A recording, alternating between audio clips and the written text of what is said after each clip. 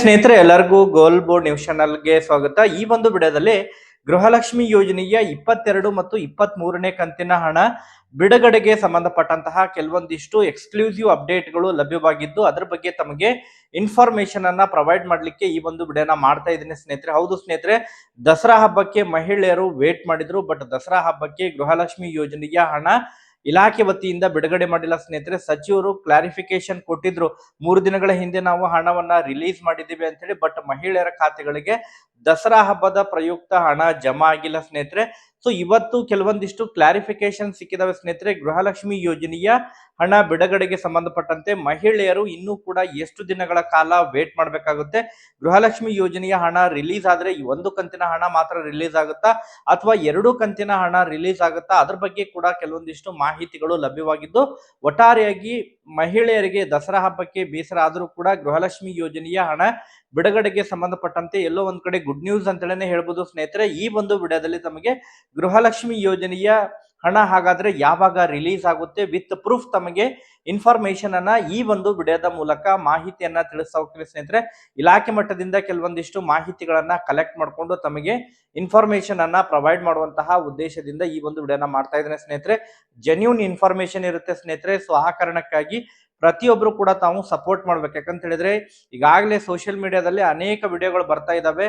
So ಪ್ರತಿದಿನ ಕೂಡ ಗೃಹಲಕ್ಷ್ಮಿ ಯೋಜನೆಯ ಹಣ ಜಮಾ ಆಗಿದೆ ಅಂತ ಹೇಳಿ ವಿಡಿಯೋಗಳು ಬರ್ತಾ ಇದಾವೆ. ಬಟ್ ಗೃಹಲಕ್ಷ್ಮಿ ಯೋಜನೆಯ ಹಣ ಇನ್ನೂ ಕೂಡ ರಿಲೀಸ್ ಆಗಿಲ್ಲ ಸ್ನೇಹಿತರೆ. ಕ್ಲಾರಿಫಿಕೇಶನ್ ಕೊಡ್ಬೇಕಂತ ಹೇಳಿದ್ರೆ 22ನೇ ಕಂತಿನ ಹಣ ಇನ್ನೂ ಕೂಡ ರಿಲೀಸ್ ಆಗಿಲ್ಲ.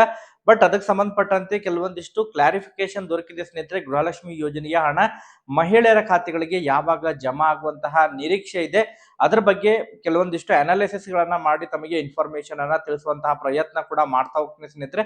ವಿಡಿಯೋ ಕೂಡ ತಮಗೆ ಸಹಾಯ ಆಗುತ್ತೆ. ಸೊ ಆ ಕಾರಣಕ್ಕಾಗಿ ಪ್ರತಿಯೊಬ್ರು ಕೂಡ ತಾವು ಚಾನೆಲ್ ಅನ್ನ ಸಬ್ಸ್ಕ್ರೈಬ್ ಮಾಡ್ಕೊಂಡು ವಿಡಿಯೋನ ವೀಕ್ಷಣೆ ಮಾಡ್ರಿ ಸ್ನೇಹಿತರೆ. ಪ್ರತಿಯೊಬ್ರು ಕೂಡ ವಿಡಿಯೋಗೆ ಒಂದು ಲೈಕ್ ಕೊಡಿ.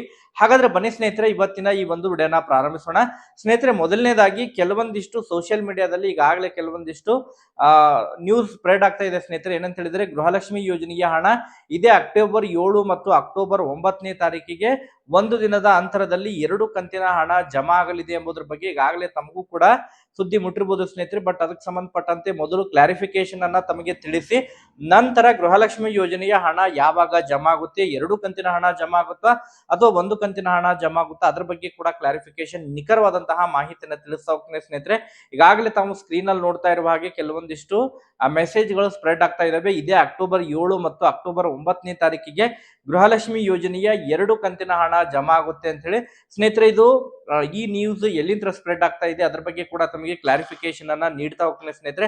ಮೊದಲನೇದಾಗಿ ತಾವಿಲ್ಲಿ ನೋಡ್ತಾ ಇರುವ ಹಾಗೆ ಈ ಒಂದು ಮೆಸೇಜ್ ಇರೋದು ಕಳೆದ ವರ್ಷ ಏನು ದಸರಾ ಹಬ್ಬಕ್ಕೆ ಗೃಹಲಕ್ಷ್ಮಿ ಯೋಜನೆಯ ಹಣವನ್ನೇನು ಬಿಡುಗಡೆ ಮಾಡಿದ್ರು. ಸೊ ಅದರ ಒಂದು ನ್ಯೂಸ್ ಇದೆ ಸ್ನೇಹಿತರೆ. ಸೊ ಅದನ್ನ ಸರ್ಕ್ಯುಲೇಟ್ ಮಾಡ್ತಾ ಇದ್ದಾರೆ. ಸೊ ಆ ಕಾರಣಕ್ಕಾಗಿ ಯಾರು ಕೂಡ ಮಹಿಳೆಯರು ಇದನ್ನ ನಂಬಾರ್ದು. ಯಾಕಂತ ಹೇಳಿದ್ರೆ ಗೃಹಲಕ್ಷ್ಮಿ ಯೋಜನೆಯ ಹಣ ಈ 7ನೇ ತಾರೀಕಿಗೆ ಅಕ್ಟೋಬರ್ 7 ಅಥವಾ ಅಕ್ಟೋಬರ್ 9ನೇ ತಾರೀಕಿಗೆ ಜಮಾ ಆಗಂಗಿಲ್ಲ ಸ್ನೇಹಿತರೆ. ಇದು ಕಳೆದ ವರ್ಷ ದಸರಾ ಹಬ್ಬದ ಪ್ರಯುಕ್ತವಾಗಿ ಏನು ಗೃಹಲಕ್ಷ್ಮಿ ಯೋಜನೆಯ ಹಣವನ್ನ ರಿಲೀಸ್ ಮಾಡಿದ್ರು ಆ ದಿನಾಂಕವನ್ನ ಮತ್ತೆ ಇದನ್ನ ರಿಪೀಟ್ ಮಾಡಿ ತೋರಿಸ್ತಾ ಇದ್ರೆ ಸ್ನೇಹಿತರೆ. ಸೊ ಅದ್ರ ಬಗ್ಗೆ ತಮಗೆ ಕ್ಲಾರಿಫಿಕೇಶನ್ ಅನ್ನ ನೀಡ್ತಾ ಇದ್ದೇನೆ.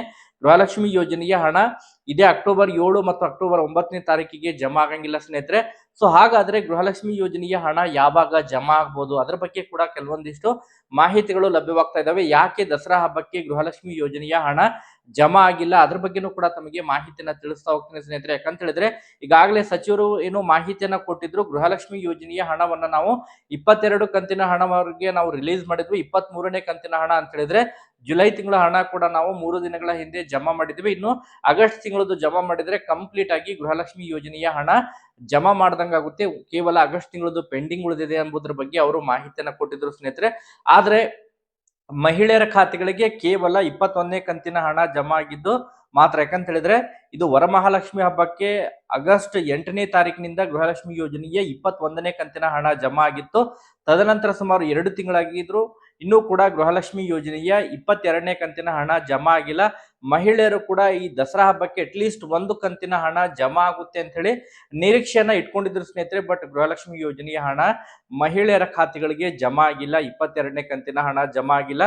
ಸೊ ಆದ್ರೆ ಯಾಕೆ ಜಮಾ ಆಗಿಲ್ಲ ಎಂಬುದರ ಬಗ್ಗೆ ಕೂಡ ಕೆಲವೊಂದಿಷ್ಟು ಕ್ಲಾರಿಫಿಕೇಶನ್ಗಳು ಹುಡ್ತಾ ಇದಾವೆ ಸ್ನೇಹಿತರೆ. ಯಾಕಂತ ಹೇಳಿದ್ರೆ ಅಕ್ಟೋಬರ್ ತಿಂಗಳಿನಲ್ಲಿ ದೀಪಾವಳಿ ಮತ್ತು ದಸರಾ ಹಬ್ಬ ಇರುವಂತಹ ಕಾರಣಕ್ಕಾಗಿ ಈಗ ದಸರಾ ಹಬ್ಬಕ್ಕೆ ರಿಲೀಸ್ ಮಾಡಿದ್ರೆ ಮತ್ತೆ ದೀಪಾವಳಿ ಹಬ್ಬಕ್ಕೂ ಕೂಡ ರಿಲೀಸ್ ಮಾಡ್ಬೇಕಾಗುತ್ತೆ. ಸೊ ಒಂದೇ ತಿಂಗಳಿನಲ್ಲಿ 2 ಕಂತಿನ ಹಣ ಜಮಾ ಮಾಡ್ಬೇಕಾಗುತ್ತೆ.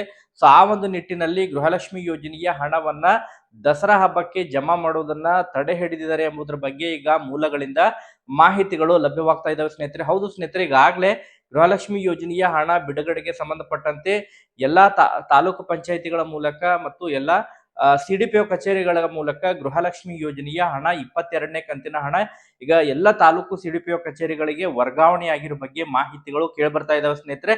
ಇನ್ನೇನು ಸರ್ಕಾರದ ಸೂಚನೆ ಬಂದ್ರೆ ಮಾತ್ರ ಗೃಹಲಕ್ಷ್ಮಿ ಯೋಜನೆಯ ಹಣವನ್ನ ಬಿಡುಗಡೆ ಮಾಡ್ಲಿಕ್ಕೆ ಅಷ್ಟೇ ಈಗ ವೇಟ್ ಮಾಡ್ತಾ ಇದ್ರೆ ಸ್ನೇಹಿತರೆ. ಸೊ ಹಾಗಾದ್ರೆ ಗೃಹಲಕ್ಷ್ಮಿ ಯೋಜನೆಯ 22ನೇ ಕಂತಿನ ಹಣಕ್ಕಾಗಿ ಮಹಿಳೆಯರು ಇನ್ನೂ ಎಷ್ಟು ದಿನ ಕಾಲ ವೇಟ್ ಮಾಡ್ಬೇಕಾಗುತ್ತೆ, ಅದ್ರ ಬಗ್ಗೆನೂ ಕೂಡ ತಮಗೆ ಕ್ಲಾರಿಫಿಕೇಶನ್ ಅನ್ನ ತಿಳಿಸ್ತಾ ಹೋಗ್ತೇನೆ ಸ್ನೇಹಿತರೆ. ಸೊ ಹಾಗಾದ್ರೆ ಯಾವಾಗ ಜಮಾ ಆಗುವಂತಹ ನಿರೀಕ್ಷೆ ಇದೆ? 2 ಕಂತಿನ ಹಣ ಜಮಾ ಆಗುತ್ತಾ ಅಥವಾ ಒಂದೇ ಕಂತಿನ ಹಣ ಜಮಾ ಆಗುತ್ತಾ? ಅದ್ರ ಬಗ್ಗೆನೂ ಕೂಡ ತಮಗೆ ಮಾಹಿತಿನ ತಿಳಿಸ್ತಾ ಹೋಗ್ತೇನೆ ಸ್ನೇಹಿತರೆ.